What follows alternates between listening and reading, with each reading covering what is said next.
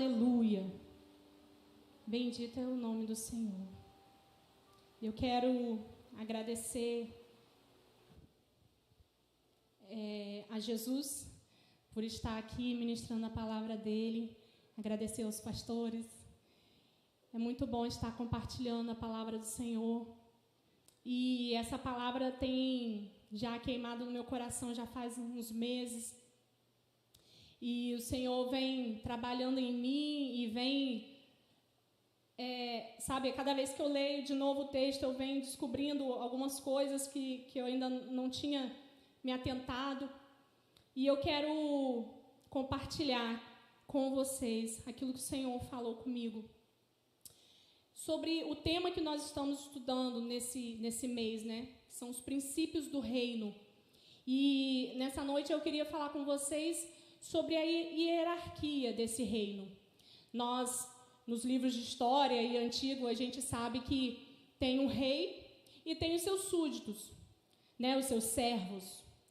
Porém, no reino de Deus, ele nos promove a sermos filhos. Antes nós éramos escravos do pecado e através do sacrifício de Jesus, ele nos adotou, ele nos chama agora de filhos e nós somos o filho desse rei.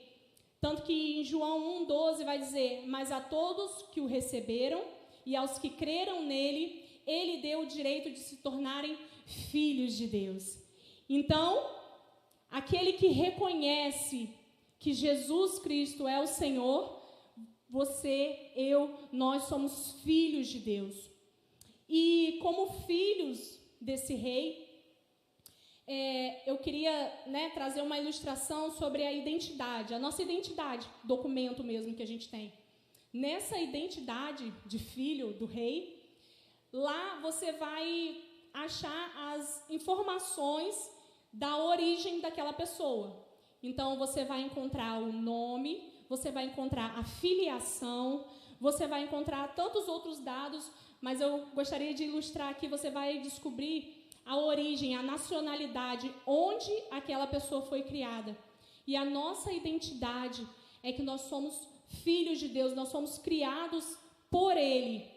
E isso é muito lindo, porém, no decorrer da caminhada, nos relacionamentos, porque a gente não vive na teoria, a gente vive na prática, e pessoas, os nossos relacionamentos, entre família, entre igreja, entre os nossos amigos, geram alguns desgastes, e às vezes esses desgastes mancham ou danificam a nossa identidade de filho de Deus. Então, você imagina, você aceita Jesus e o recebe, no seu coração, e você ganha uma identidade nova ali, emitida, pelo órgão emissor dos céus. E aí você recebe essa identidade limpinha, cheirosinha, e aí vai convivendo na vida cristã e vai passando por perdas, por luto, vai vivendo coisas que você criou expectativa e não era da vontade do Senhor. Algumas coisas, de repente, nos seus relacionamentos, frustrações, porque a gente que se relaciona com pessoas, gente de verdade, acontece.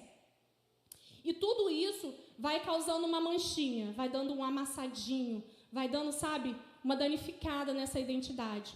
Mas hoje, o Senhor, aquele que é o nosso Criador, Ele pode restaurar a nossa identidade, porque não há dano que Ele não possa consertar. Não há dano que o poder redentor de Jesus não possa, restaurar. E se for preciso, Ele faz uma identidade nova, porque Ele mesmo que criou, Ele sabe como fazer, Ele quebra o vaso, faz de novo. Ele é Deus. Então, é sobre esse poder restaurador que eu quero compartilhar com vocês. E sobre essas coisas que desgastam, que danificam a identidade, a nossa identidade, eu separei 3 coisas que podem danificar. E uma dessas 3 coisas, a primeira é traumas e orfandade. Traumas é tudo aquilo que nos machuca, né? Algum tipo de decepção, algum tipo de frustração, e aquilo te causou um trauma e te limita de ir adiante. Então, vamos usar um exemplo do dia a dia. Você dirige e aí você bateu de carro, e aí você agora tem um trauma de dirigir. Para você pegar no carro de novo é aquele problema. Então, isso é um trauma, algo que te limita de fazer alguma coisa. E orfandade, o que é? Quando você fala assim, a pessoa, né, aquela pessoa é órfã. É quando ela não tem um dos pais ou os dois pais. Mas essa vertente que eu quero falar de orfandade é sobre as faltas que o convívio com os pais causa. Por exemplo, uma pessoa que não tem o pai desde criança, ela não teve, no dia dos pais, da festinha lá, não teve o abraço, não teve, né, não teve para quem apresentar. De repente, essa pessoa foi crescendo e foi tendo problemas no caráter, porque ela não teve uma figura paterna para representar ali, então ela não tem quem se espelhar, e aí vai causando mais um buraco. E aí depois ela se casa e não sabe como se portar, e reflete coisas da sua infância no casamento, então são faltas também. Tudo isso são reflexos de traumas e problemas, né, causas de orfandade. E para ilustrar esse item que eu coloquei, eu vou falar sobre Mefibosete, que talvez seja o personagem mais famoso sobre traumas, né, sobre alguém que sofreu um trauma e que foi curado. E quem é Mefibosete? Você vai achar essa história no capítulo 4 e 9 de 2 Samuel. Daqui a pouco a gente vai abrir o texto. E Mefibosete vou dar uma resumida, ele era neto de Saul, filho de Jonatas, e ele estava vivendo pleno, feliz e contente, e com 5 anos ele recebe a informação que o seu pai e o seu avô morreram. E aí a sua babá, para fugir daqueles que eles estavam sofrendo ataques, então para fugir e para proteger Mefibosete, ela sai correndo e no meio do caminho ela cai, ela tropeça e o menino cai e fica aleijado dos 2 pés. E aí ela com medo do que pode acontecer, eles fogem para uma cidade chamada Lodebar. E eu estava dando uma olhada, né, o significado desse Lodebar é um lugar de miséria, é um lugar onde só haviam pessoas doentes, lugar de muita pobreza, sabe? E aí você imagina um neto do rei vivendo num lugar desse. Porque os traumas, né, essas coisas que acontecem no meio do caminho, né, às vezes você está com a vida toda arrumadinha, feliz e contente, alguma coisa te acontece no meio do caminho e aquilo te traumatiza. E às vezes, talvez, como Mefibosete, você vai para Lodebar e você se isola do convívio das pessoas. Você vai para um lugar onde ninguém te conhece. Você vai para um lugar onde ninguém sabe da sua família, ninguém sabe da sua história, e você quer ficar esquecido. E ali, Mefibosete ficou por um tempo, mas passou um tempo e o rei Davi quer cumprir uma promessa que ele fez ao seu amigo Jonatas. Ele pediu para os seus servos, falou assim, olha, procura lá para ver se tem algum sobrevivente da família de Saul, porque eu quero honrar essa pessoa. E aí eles acham Mefibosete, e quando ele se vê de frente para o rei, ele revela uma marca daquilo que aconteceu com ele. Eu queria que você abrisse em 2 Samuel 9, no versículo 8. E aí a gente vai entender o que os traumas, o que a orfandade faz com uma pessoa que tem tudo para ter uma vida abundante, mas se isola e se esconde. Versículo 8 do capítulo 9 de 2 Samuel vai dizer assim, Mefibosete curvou-se humildemente diante do rei e disse-lhe, como pode um rei mostrar bondade para alguém completamente sem valor? Eu que pareço mais um cão morto.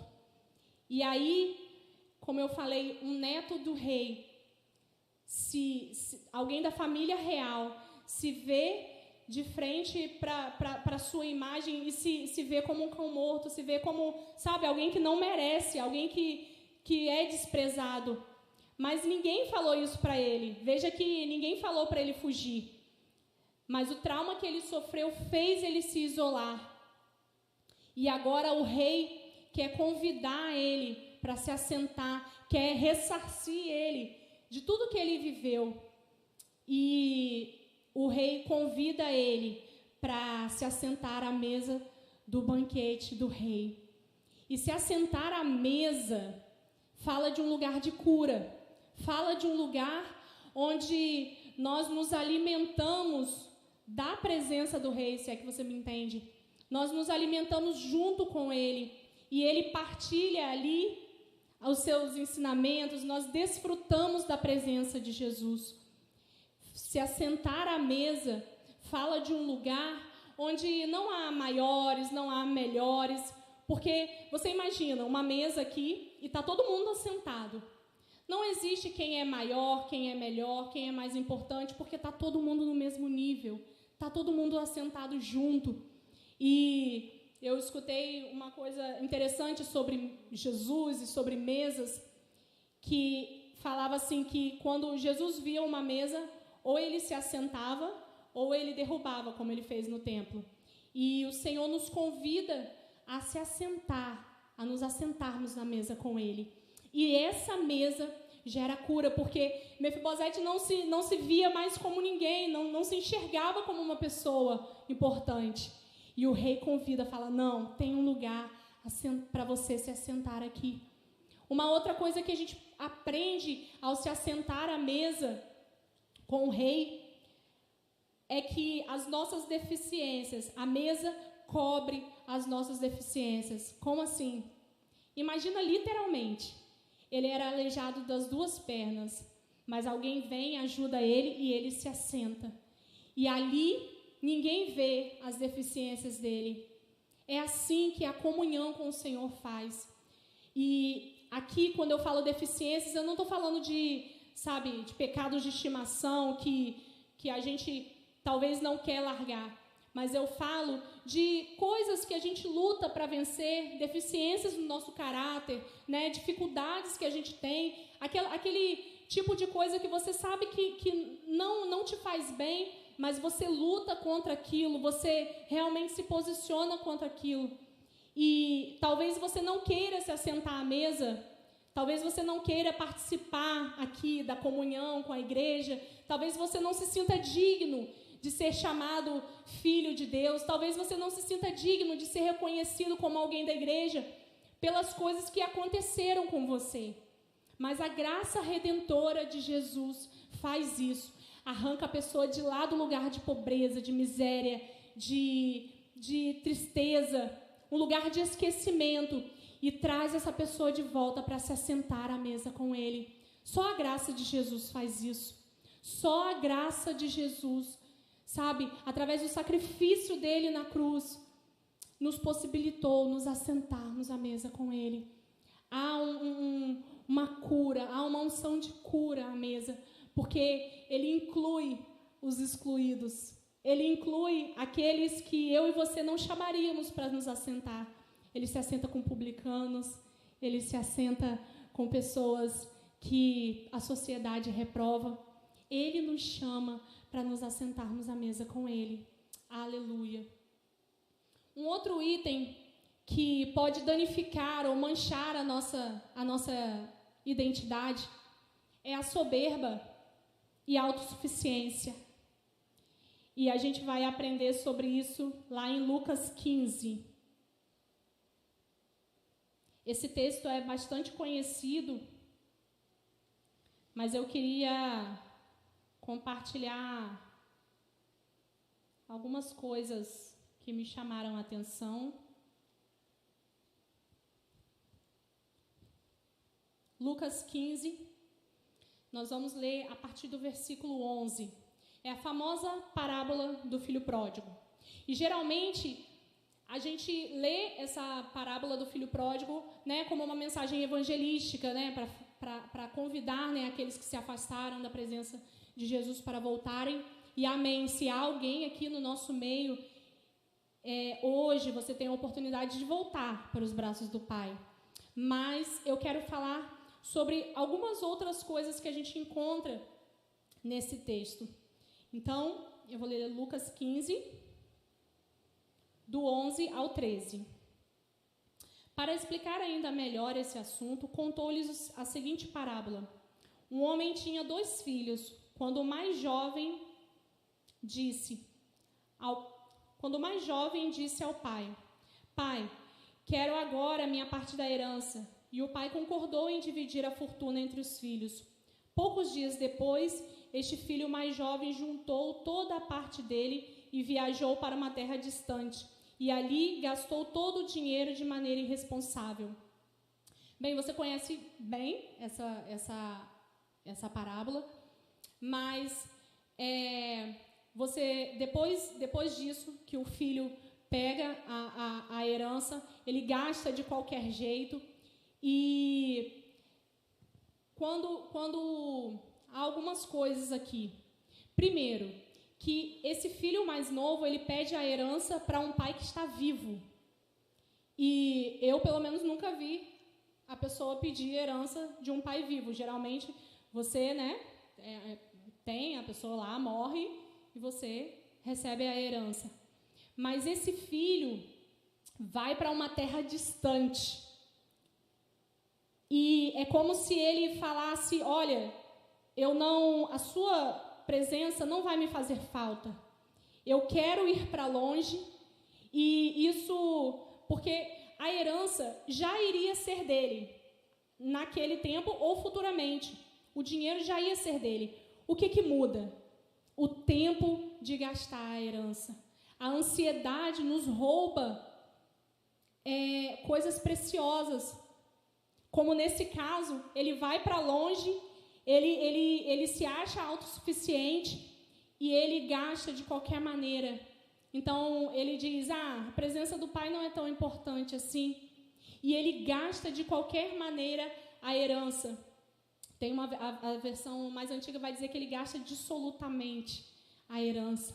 E isso gastar sem critério, gastar de qualquer jeito, gastar com coisas até promíscuas, porque, né, lá na frente vai falar que ele gastava com prostitutas e tal. E isso me fala de alguém que não valoriza a herança do pai. Trazendo aqui para a gente, o sacrifício de Jesus nos presenteou com a graça de Deus, com a presença dele. E quantas vezes nós vivemos de qualquer jeito, vivemos irresponsavelmente, porque, foi de graça mesmo, né? A graça é favor imerecível. E fica tão barato falar isso, porque, eu posso fazer o que eu quiser, porque Deus me perdoa, é a graça dele. É verdade, a graça dele é enorme, é sem fim, mas não é assim. Não é assim que nós, como filhos de Deus, vamos viver, vivendo de qualquer jeito, gastando a nossa herança, gastando aquilo que foi comprado com preço de sangue, de qualquer jeito. Então, hoje o Senhor nos chama para vivermos como filhos, mas vivermos de maneira responsável. Esse filho, tudo que tinha lá pertencia a ele ia receber a herança. Mas a autossuficiência e a ansiedade causam desgastes que a presença do Pai poderia evitar. Se ele estivesse perto do Pai, ele não precisava viver o que ele viveu, ele não precisava passar pelo que ele passou. E quantos livramentos eu e você já recebemos por estar perto do Pai? E quantas coisas a gente já passou por estar longe da presença dele? Se você lembrar aí, por cada coisa que você já passou, e que se você estivesse ali, junto com ele, na presença dele, não passaria. A presença de Deus, a intimidade com ele, nos dá livramento de coisas desnecessárias, de coisas que a gente não precisava passar. E a terceira coisa que causa danos, que mancha a nossa identidade, é a soberba e a autossuficiência. E a gente vai ver isso no filho mais velho. A terceira coisa é o coração de escravo. E isso a gente vai ver no filho mais velho. O filho mais velho ouve a festa que estava sendo preparada para o irmão dele. E a Bíblia diz que o pai, quando o filho cai em si e ele, né, se arrepende e fala, não, eu vou voltar para o convívio do meu pai, porque, né, muitos empregados têm a vida muito melhor que eu. E aí ele cai em si, se arrepende. Quando ele decide voltar para a casa do pai, diz a Bíblia que o pai já estava de longe esperando ele. Coloca um anel no seu dedo, sandália nos seus pés e troca as roupas dele. Eu aprendi que o Senhor troca as nossas vestes porque tem coisas que não combinam mais com o tempo atual. Tem coisas que a gente passou, como eu disse, coisas que a gente teve que passar ou coisas que a gente procurou passar e acabou caindo, sabe, em lugares que não era da vontade do Senhor. E aquilo, sabe, rasgou as nossas vestes, manchou, sujou. E aí o pai está lá na porta esperando você voltar para colocar um anel no seu dedo, trocar a sua roupa, colocar sandálias novas, e você não consegue se desprender daquela roupa que você usava, porque você se acha muito indigno, você acha que não tem perdão para o seu pecado, você acha que, não, o pecado de tal pessoa até vai, mas o que eu fiz? Vocês não sabem o que eu fiz. E sabe, não se desprende da roupa. E o pai está lá esperando para trocar as vestes. Então, sabe, quando a gente se arrepende de verdade, o Senhor não nega um coração quebrantado, um coração contrito. O Senhor está lá para nos receber. Mas a gente precisa se desapegar do passado. Deus perdoa a gente, né? Restaura a nossa imagem. E muitas das vezes nós mesmos voltamos lá, voltamos para o passado. E o inimigo é mestre em fazer isso, em te lembrar das coisas que já aconteceram com você, te lembrar de pecados que você já cometeu. Mas o Senhor troca as nossas vestes, bota uma roupa limpa, sabe? Coloca sandálias nos nossos pés, nós não vamos mais andar descalços por aí. O Senhor coloca um anel no nosso dedo, trazendo identificação de quem nós somos. Esse Jesus está aqui e Ele pode restaurar. Não há nada que você tenha feito, meu querido, eu queria te dizer isso. Não há nada que você tenha feito no seu passado que o Senhor não possa perdoar. O que precisa? Precisa ter arrependimento de verdade. Precisa ter um coração quebrantado no altar dEle. E Ele apaga todo o nosso passado e lança lá no mar do esquecimento. Então, se Deus lança no mar do esquecimento, por que você não esquece isso? Na verdade, tem coisas que a gente não esquece, né? Não é amnésia, né? Mas eu digo, sabe, não se desprende, não se desapega. O Senhor quer restaurar vidas nessa noite. O Senhor quer restaurar, te mostrar o plano original, a identidade original que Ele fez. Porque às vezes a gente vive, passa um tempo e a gente já se desgastou tanto, já fez tantas coisas e a gente nem se reconhece mais. Precisa ir lá no órgão emissor, fazer uma identidade nova para a gente lembrar da nossa verdadeira identidade. E esse filho mais velho, quando ele vê que está sendo preparada uma festa para o irmão dele, ele começa a revelar no coração dele o que se passava no coração dele. Lá no versículo 29 desse mesmo capítulo, vai dizer... Ele ouve, né? Só contextualizar. Ele ouve a festa. E aí, no 28, o filho mais velho ficou muito irado e não queria entrar. O pai saiu e insistiu com ele. Porém, ele respondeu ao pai: esses anos todos eu tenho trabalhado como escravo para o Senhor e nunca me recusei a obedecer às suas ordens. Durante todo esse tempo, o Senhor nunca me deu nem mesmo um cabrito para festejar com os meus amigos.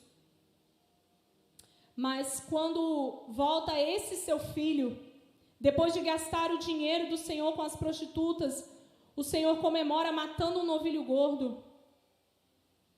No 31, olhe, meu filho, disse-lhe o pai, você está sempre comigo e tudo que eu tenho é seu. Porém é justo comemorarmos, pois ele é seu irmão, estava morto e voltou a viver, estava perdido e foi achado. O que me chama a atenção é que esse filho do mesmo pai, e essa parábola tipifica Jesus, tipifica Deus e nós, os filhos. E Jesus estava contando essa história para mandar a mensagem como ele sempre fazia. Quando estava difícil demais, a mensagem era complexa demais, ele contava uma parábola para ilustrar. E eu quero que você entenda onde está o coração de escravo desse filho. Ele vê o irmão dele que estava perdido e voltou, e ele fala assim, esse seu filho, ele não consegue nem reconhecer o irmão como tal. Ele se recusa a entrar na festa que estava sendo preparada para o irmão. E aí o Senhor me falou, sabe como isso acontece? Quando nós vemos a história de alguém que se perdeu, de alguém que errou o alvo, de alguém que achou que poderia viver sem o Senhor e saiu o mundo afora e viveu tudo que tinha que viver, e essa pessoa volta para a comunhão, e o filho mais velho, e as pessoas se alegram, e o filho mais velho está ali. Voltou, mas já aprontou tanto, né? Voltou, mas vamos ver até quando dura. Já saiu tantas vezes, já machucou tanto o coração do pai, está todo mundo aí feliz. O coração de escravo, o coração do irmão mais velho é um coração que não consegue se alegrar com a volta de um filho que estava perdido. É o coração de alguém que não se reconhece mais os irmãos. É alguém que não consegue mais ter sensibilidade com aquilo que Jesus faz, com a graça restauradora de Jesus. É alguém que já ficou tão cauterizado porque trabalhou. Ele diz aqui, eu trabalhei todos esses anos. Fez tantas coisas. E o pai diz, tudo que eu tenho é seu. Você pode desfrutar. E quantas vezes, meus queridos, a gente vive no reino de Deus como verdadeiros escravos, trabalhando, fazendo, se matando de trabalhar e fala assim, Deus, o Senhor não está me vendo. E sejamos sinceros, a gente faz coisa que Deus às vezes nem pediu para a gente fazer. Mas a gente está tão acostumado a trabalhar. Querer, merecer, fazer coisas. E aí, quando o Senhor manifesta a graça dele na vida de alguém, a gente se sente desvalorizado, porque a gente está aqui lutando há tanto tempo e o Senhor não respondeu as minhas orações. Fulano que se converteu ontem, Jesus já transformou, já converteu a família toda. Oh, meu querido, todos somos filhos do Pai.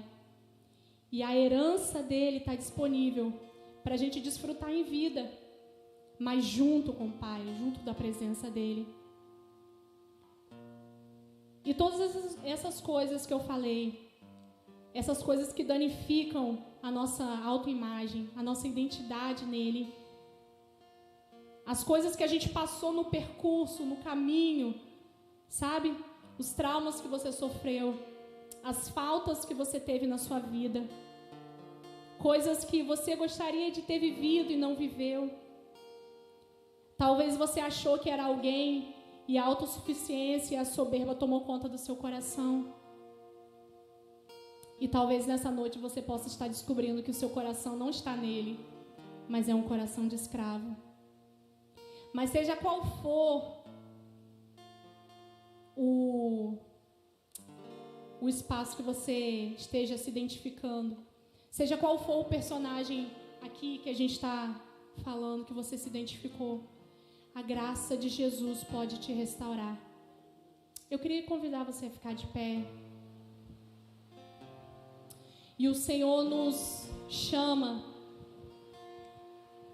para voltarmos ao jardim. O Senhor nos chama para voltarmos para um lugar de intimidade.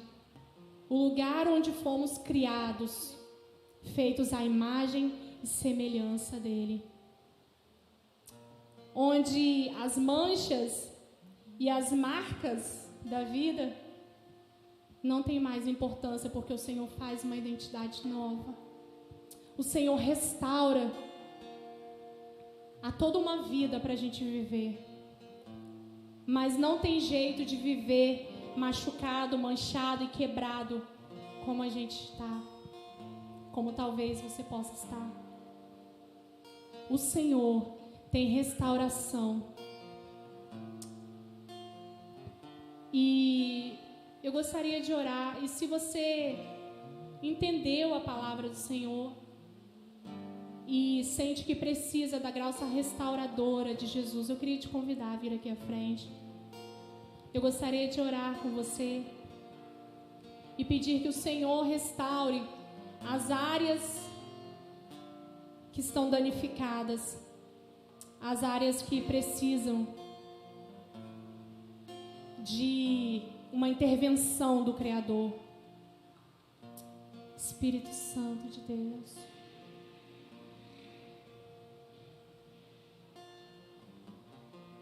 Oh, Jesus. Espírito Santo de Deus.